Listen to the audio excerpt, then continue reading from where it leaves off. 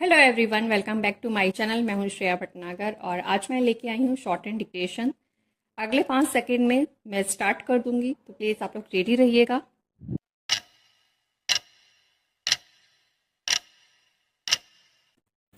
हमें खुले व्यापार से नहीं बल्कि उसके साथ जोड़ी गई दूसरी अड़चनों से होती है, जैसे विदेशी निवेश के लिए देश को खोलने अथवा पेटेंट कानून को लागू करने से। पूर्व में हमें विदेशी निवेश, पेटेंट कानून आदि से हानि अधिक हो रही थी। वर्तमान में सस्ते निर्यात से हमें लाभ ज्यादा हो रहा है। इसलिए वर्तमान समय भारत को खुले व्यापार का पुरजोर समर्थन करना चाहिए, पर खुला व्यापार सच्चा होना चाहिए। पश्चिमी देश घरेलू कृषि सब्सिडी समाप्त कर दें तो हमें कृषि आयातों से तनिक भी भय नहीं है। हमें सच्चे खुले व्यापार की मांग करनी चाहिए। इस परिप्रेक्ष्य में हमें एक्साइज ड्यूटी में की गई कटौती या सोयाबीन तेल एवं स्टील पर लगाए गए आयात कर पर वार्ता करने को तैयार रहना चाहिए।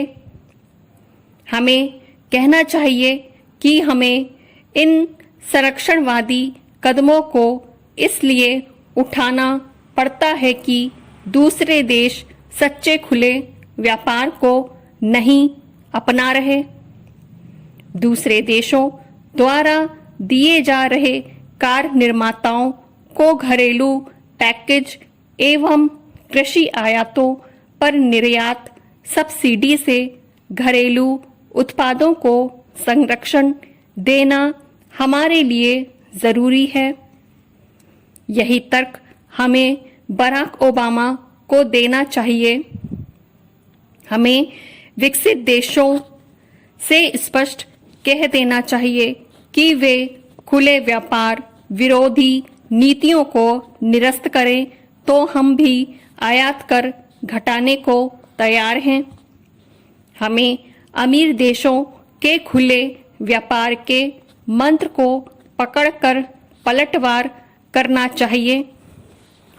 उनसे यह कहना चाहिए कि घरेलू कृषि सब्सिडी एवं कार कंपनियों के लिए बनाया गया पैकेज खुले व्यापार के विरुद्ध है।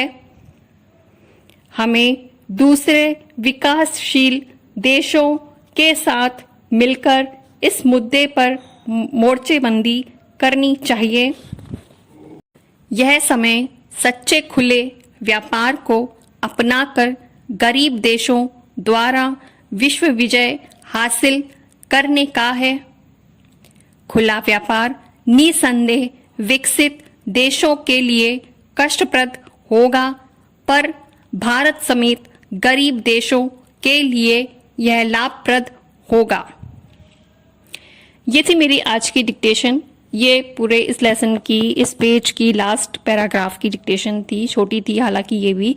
अब जो मैं नेक्स्ट बोलने जा रही हूँ वो अच्छी खासी है, वो इतनी छोटी नहीं है। अब मैं आपको बता देती हूँ। और पहले तो मैं उम्मीद करती हूँ कि आज की डिक्टेशन आपको समझ में आई होगी, शब्द समझ में आए होंगे, लिखते बना होगा, स्पीड सही लगी होगी। और स्पीड के लिए मैं बार बार आपसे बोल रही हूँ कि प्लीज़ मुझे बताइए कि मैं जो स्पीड में बोल रही हूँ वो आपके लिए सही है या नहीं है। तो ये प्लीज़ मुझे बताइए, कमेंट के ज़रिए बताइए, कैसे भी बताइए, पर प्लीज़ बताइए।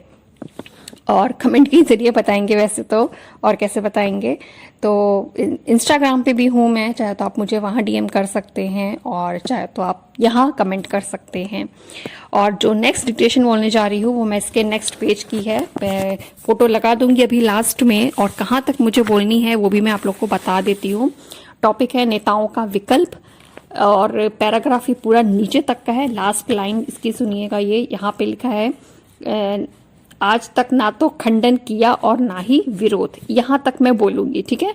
फिर इस संदर्भ में राष्ट्रीय स्वयंसेवक, यहाँ से लेकर आखिरी पैरा जो है यहाँ पे जहाँ ये लेसन खत्म हो रहा है, फिर वहां तक मैं नेक्स्ट बोलूंगी। ठीक है, तो अभी जो बोलूंगी इसके आज के बाद ये जो अगली डिक्टेशन जो आएगी वो मेरी केवल एक पैराग्राफ आएगी, ऊपर से नीचे तक की, ना विरोध, सॉरी ना तो खंडन किया और ना ही विरोध तक। ठीक है, तो इतने तक के आप लोग टफ वर्ड्स की ये जो अंडरलाइन वर्ड्स हैं ये प्रैक्टिस कर लीजिएगा 5 लाइन, जैसे कि मैंने बता रखा है, और फिर रेडी रहिएगा।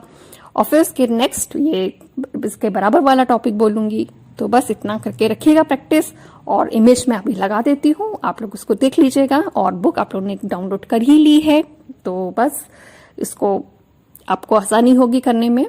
तो बस इतना ही कहना है आज मुझे, और अब मिलते हैं नेक्स्ट डिक्टेशन में। तब तक के लिए bye bye, take care, thank you.